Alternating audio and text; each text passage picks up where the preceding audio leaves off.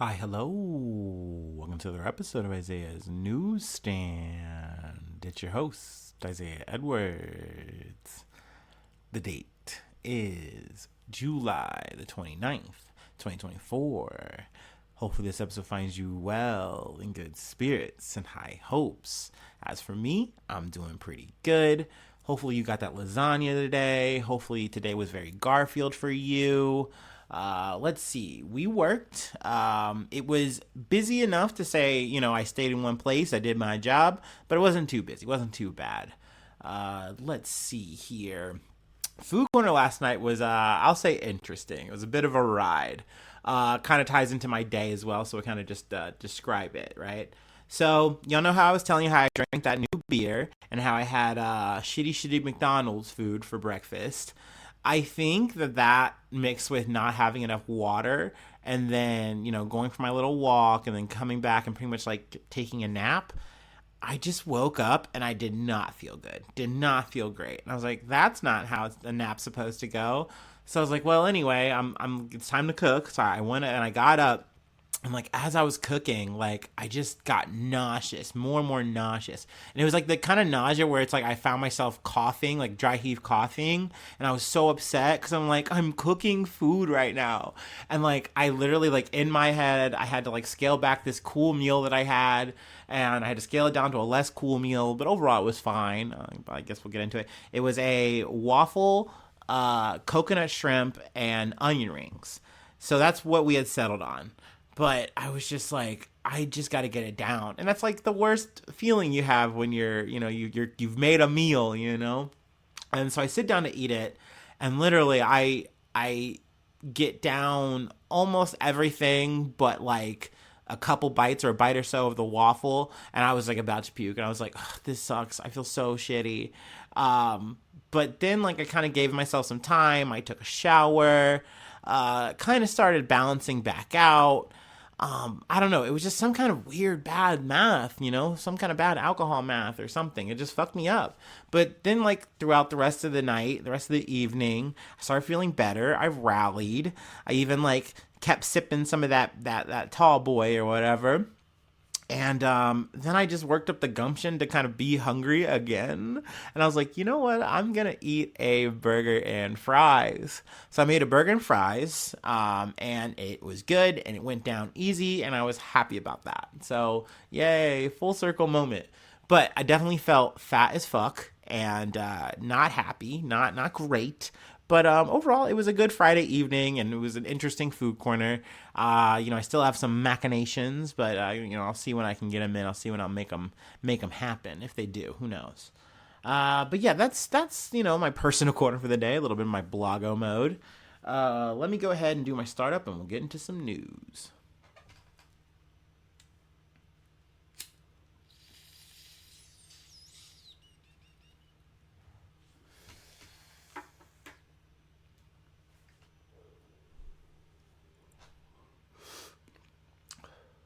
Oh, a little bit of weather since I'm thinking about it. It's been a cloudy, overcast day all day. I don't think it rained at all. At least I didn't clock any. But overall, I'm fine with that. It's less heat, so I'll take it.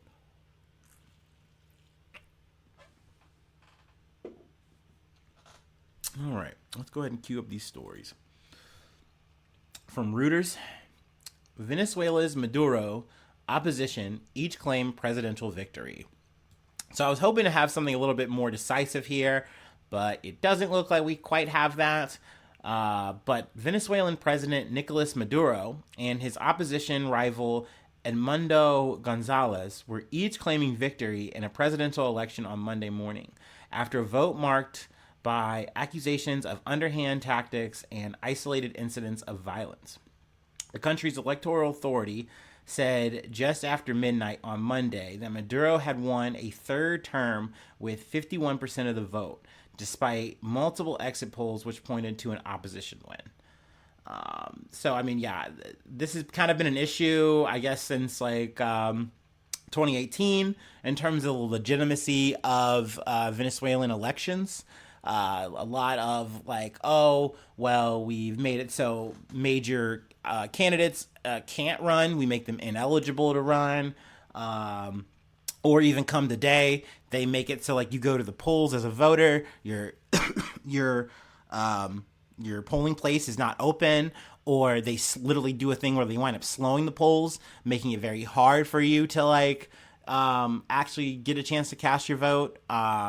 There's just a lot of shit that kind of goes into this, and we've seen this, on the podcast in multiple places that are supposed to be very, hey, fair and clean elections, and you get into it and it winds up that they're a bit less than. So that's kind of been an issue for Maduro on this election, and it seems like it's going to be in the post of this election. Maduro, appearing at the presidential palace before cheering supporters, said his reelection is a triumph of peace and stability, and reiterated his campaign trail assertion that Venezuela's electoral system is transparent. I guess, you can see what we're doing. We're not going to stop. Even a week or so ago, he said, look, I kind of fear for the country if I don't win, because there's going to be violence. And it's like, dog, that's the kind of shit a strongman says. Trump was literally saying shit like that. He's got his fucking lackey saying shit like that, man. And it's hard because, I would like to kind of be with this shit, because I know that, he does have some supporters, and to those people, he's the heir to Hugo Chavez and his form of socialism or what have you. But this definitely doesn't feel like that. It definitely doesn't feel like a good democracy. It feels like something of a dictatorship, something of hey, I'm holding on to this power. I'm holding on to the control. A bit of cult of personality-ish type of shit. Which makes it unfortunate for me. It makes it hard to root for this. But I've seen some, people being well, you hear a lot from Western media, but you don't hear a lot of the other side or what actually is going on the ground. And of course, I totally agree with that. But there's also times where you go, oh, well, this person's doing some fucked up shit. And I'm not going to sit here and say, oh, well, I'm going to back it to the hilt no matter what. No, if I see someone doing some fucked up things, I'm going to say, no, that's bad. That's often why I err on the side of I just don't think there's any good actors in these conversations when we're talking about politics and these great leaders. Sure, they might have done a lot for a country or whatever, but sometimes, you get into it, they did a lot of bad too to maintain that, whatever the situation may be. So, it's a lot of shades of gray, and it's really not good kind of gray. I don't know. So, I wanted to kind of touch on it. Sadly, like I said, I don't have anything definitive here. It looks like more or less Maduro is saying, hey, I won. And, I guess they're going to go into talks or some kind of thing like that. But we shall see what the, what the final outcome is, I guess, post the results. If there is going to be any change, or if it's just going to stay the same and we're going to be looking at Maduro for another term. And there's a whole lot of details here, but I'd be keeping here for a lot longer than I'd like. So there's obviously the article to read, and you can obviously, do your own research, as some like to say. I say that shit sometimes. I can't help it. All right. Let's move on to another story, tragic story from the BBC News. 2 children dead and 9 injured in dance workshop stabbing. 2 children have died and 9 were injured, 6 of them critically, in a ferocious knife attack at a children's dance workshop. 2 adults are also in critical condition after being stabbed as they tried to protect children at a Taylor Swift-themed event on Hart Street in Southport, Merseyside, police said. A 17-year-old boy from Banks in Lancashire, there you go, I'm sure it's that, has been arrested on suspicion of murder and attempted murder. Police said the motivation of the attack was unclear, but it was not being treated as terror-related. Sorry, I'm adding things. One witness described the scene as horrendous, and they said they had never seen anything like it. The King and Prime Minister have led tributes to the victims, offering their heartfelt condolences to those affected. Merseyside police declared a major incident after receiving emergency calls at 11:47 BST on what was the first full week of summer school holidays for many children in the UK. Armed response vehicles, 13 ambulances, and a fire service rushed to the dance class, which was being held for children aged 6 to 10. it's always unfortunate when you see these kind of things, whether we're talking fucking knife crime, you're talking guns, it's always someone who's like, oh, like I want to fucking exploit people when they are least expecting me and they can't fight back. Like, it's so fucking intense and insane what drives people to do this. I do not get it. I mean, despite, I've been doing this shit for years now and I still haven't fucking grasped that looking into the abyss. It's fucking, it's some heartbreaking ass shit. And this is like kids just trying to have a good time. They're bopping around in some Taylor Swift, they're just trying to enjoy their life, and someone comes to snuff it out for what reason we do not fucking know. Not that there's any reason that fucking makes sense out of this shit.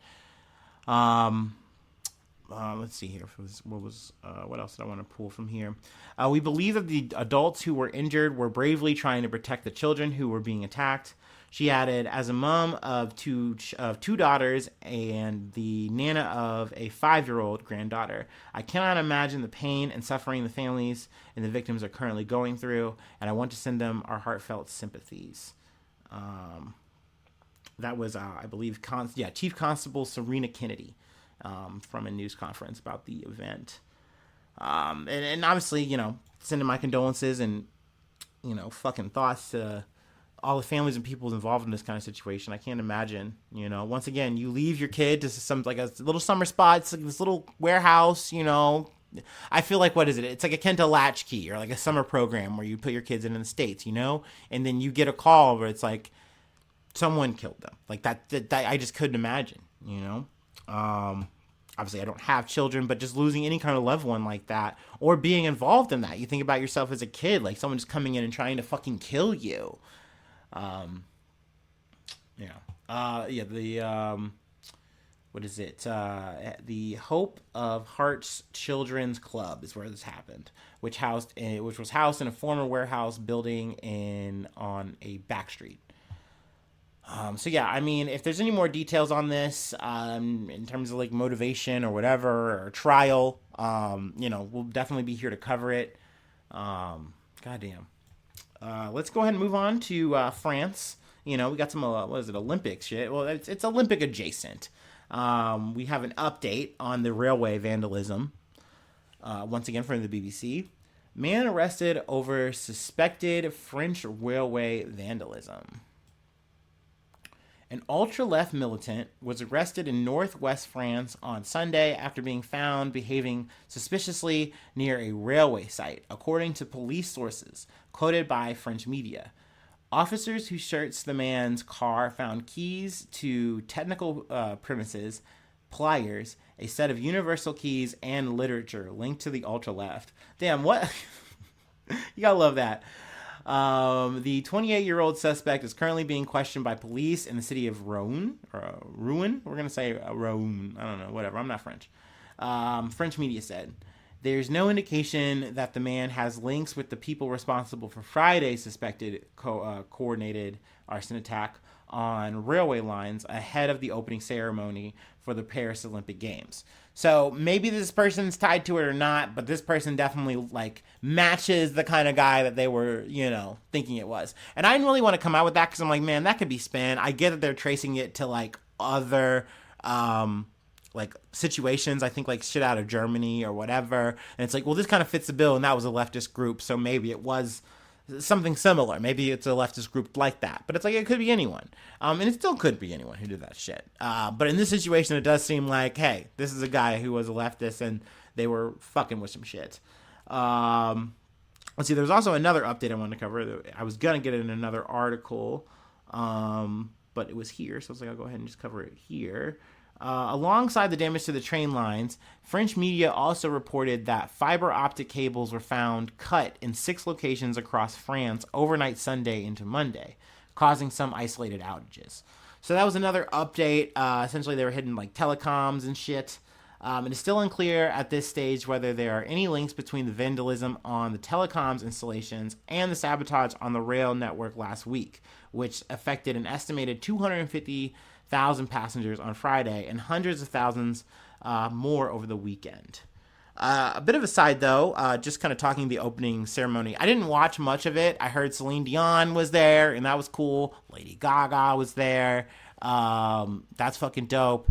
I didn't know Gojira was a French band, so that's cool. I've only listened to Gojira like a little bit, but it was definitely cool seeing them perform. My friend showed me a clip when I was hanging out, and I was like, holy shit. They got like Marie Antoinette's with their heads off. They're on the Bastille, performing some shit about the Bastille, storming the Bastille and shit. Like, it was crazy. The fucking blood effects and or blood fog, I guess you could say, and the pyro in the rain. Also, a little bit more Olympic news as we kind of meander onto our next story. It was raining for that live ceremony. And my first thought was, it's raining. The sin. The poop. So yeah, needless to say, they are waiting for hopefully the levels to go down because it did rain, and that means that the little overflow system kind of didn't work, and a bit of the sewer, if you will, or the poo-poo, I like to say, got into the River Seine, and it's like, yeah, we can't have people swim in this shit. This isn't fucking habitable, which leads me back to my fucking point. Why did you have to have an open air situation? You could have just fucking put this in a stadium.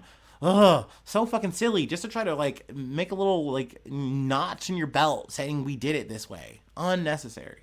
Anyway, I will say from what I've seen from the Olympics has been cool, as it always is. Cool to see, USA do some shit. It's like the one of the few times where I'm like, USA, USA, It's cool to see Simone Biles do their shit, She just go off and, be a stellar gymnast. I know we've gotten some golds or whatever. I hear Australia's doing pretty good. I don't know. I'm not really keeping that much up with it. But anyway, let's do our last break, and then we'll go ahead and close out in the States with some Biden news. Our new lame duck. Though I've kind of been arguing that this motherfucker's been a lame duck his entire presidency, but like, hey, whatever. Dude, I felt bad because like one of my friends mentioned the infrastructure shit, right? And I'm like, yeah, that's a thing that he gets to hang his hat on. That he literally let like Joe Manchin bend him over a barrel while Kirsten Stewart like also gapped him on. Like, oh, it was just I watched that shit, man. Like, I wouldn't want to hang my hat on that personally. But hey, let me take my last break.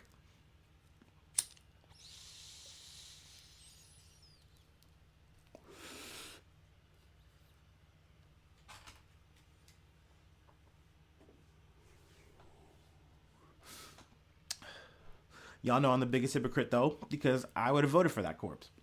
And I'm going to vote for that super cop. That's right. I still don't know. I'm like Trump. I don't know how to pronounce her name. I'm going to keep calling her Kamala Harris. I've heard, like, literally 2 or 3 pronunciations. Kamala. I'm going Kamala, all right? She's got my vote. What more do you want from me? Damn it.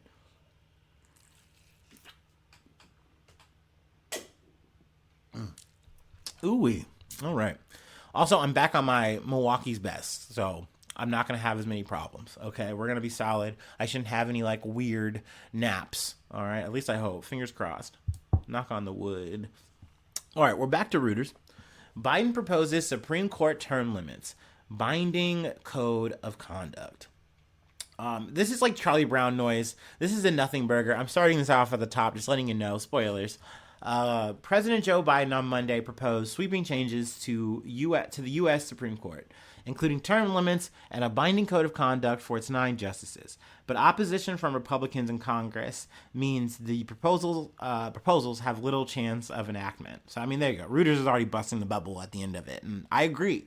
Biden called on Congress to pass binding and enforceable rules that would require the justices to disclose gifts, refrain from public political activity, and recuse themselves from cases in which they or their spouses have financial or other conflicts of interest. He also urged the adoption of an 18-year term limit for justices who currently serve life tenures. Which, I mean, this would be a good plan. I think especially focusing on the term limit shit, like these guys don't just get like a life tenure where they're essentially like, hey, I'm just here for life and you have to deal with me. A president put me in, they elected for me and I'm here now. That's it. Like, and also having a form of conduct that actually has some kind of repercussions, and it's not just them like watching themselves essentially, which is what they've been doing. And even they've all shown, majority or not, that that's what they want. They don't want to change or disrupt that, which I get it. You know, if I'm a judge, I got this fucking power, I got this juice, I don't want to give it up. Fuck a check and balance. But at the end of the day, that's not for the fucking people, which is what you're here for. So I would like to see these changes. I would have loved to see the whole packing the court strategy. Though I understood, you know, once you hear the whole strategy, how you kind of know it doesn't work, which is the idea of saying, hey, I'll just add more judges. I'll just make it an amendment or whatever, and we can add some more judges. That'll be a thing. If we can just get Congress to be on board with that. And it's like, one, Congress isn't going to be okay with that because essentially some part of it is going to be like, no, we realize that for the other side, that's not going to be cool when you do that. And we're just going to have a situation where we just have either a humongous court and just being added on to try to balance out the scales, or you do things where you're then rewriting an amendment or whatever, and, you know, taking away from the court and then adding back to the court. That's messy and not effective. So I get how that's not really a thing on the table, though. I think people just want to see, like, their president do something, you know, especially in the Democratic sense. I know we kind of have this conversation over filibusters every once in a while. And, like, I remember at one point I was really, like, against the idea of trying to take out filibusters because, like, yeah, you see conservatives use it and it fucking sucks. But, like, if you take it away from them, it's just going to wind up being a thing that they just, you know, Uno reverse onto us. I just always kind of hate it because you know that it's like, they're going to find a way to use the Trump card. I used to love saying Trump card, but now everyone just immediately thinks of Donald Trump. But I've kind of come around to it. Like, just get rid of it because it's just annoying. I don't care who's using it. Like, filibustering, the idea of saying, like, hey, I am literally just going to bullshit yappity yap until we don't get anything done and nothing gets passed. Like, no, fuck that. This is not, there shouldn't be any kind of law. This shouldn't be intended. You should just get rid of this. But, you know, back to the thing at hand. This would all be nice if, you know, you can actually get Congress on board, but you literally have Mike Johnson saying, like, bro, this is DOA. Like, no way. Like, and I get it. Like, at the end of the day, you're a conservative. You see this shit for what it is. You don't want to disrupt the status quo. You know, why would you ever want to disrupt that for the future? Once again, these motherfuckers, these politicians, these judges, they're not here for us, even though they were elected to do so. They know they're there for themselves, their party. They're playing their fucking game. You know, and it fucking sucks. But, you know, it's lame duck behavior for Biden to try it. But like I said, he's been talking this kind of good shit for a while. I'm not surprised to see him not deliver. But, like, here we are. You know, that's you know, that's where we'll leave it. That's where we'll call it an episode, I guess. You know, I would love to see a turnaround, but I highly doubt it. Let's see here. I got a show for a little bit, so bear with me. Patreon.com/Isaiah If you'd like to become a newsie, I shout you out at the top of the month. That's coming up soon. Plug your name. I plug a thing you're doing, whatever, project. You know, use me as your billboard. Use me as your mouthpiece. Let's see. Free ways to hit me up, IsaiahNews1@gmail.com. Feel free to follow me or the podcast on any of the socials you're on. I'm probably there too, just hanging out, just killing time, doom scrolling even. Who knows? Hopefully you subscribe to the YouTube. We always love seeing more subscriptions there. Trying to get a motherfucking scholarship, if you will. I don't know. If you know where that joke's from, then hell yeah. But yeah, trying to get my weight up. Leave a like, leave a comment. Sharing is caring if you'd like, if you could. Would you kindly? But if not, that's okay. I really do appreciate you just listening, you know. So thanks so much for tuning in. Thanks so much for being a friend. And hopefully I see you soon for some more good news. I love ya. Bye-bye. Mwah.